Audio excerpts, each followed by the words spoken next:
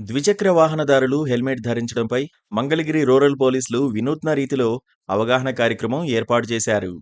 వినాయకుడు, యముడు వేషధారణలో వాహనదారులకు నాటక రూపంలో అవగాహన కల్పించారు. హెల్మెట్ లేకుండా ప్రయాణం చేస్తున్న వాహనదారులను యముడు యమలోకం తీసుకెళ్తున్నట్లు, హెల్మెట్ ధరించి ఉన్న వారిని వినాయకుడు ఆశీర్వదిస్తున్నట్లు చేస్తూ హెల్మెట్ పెట్టుకోవడం ఎంత ముఖ్యమో తెలిపేలా ప్రజలను చైతన్యపరిచారు. ప్రాణాల విలువను ప్రజలకు కళ్లకు కట్టినట్లు తెలిపే ప్రయత్నం చేశారు.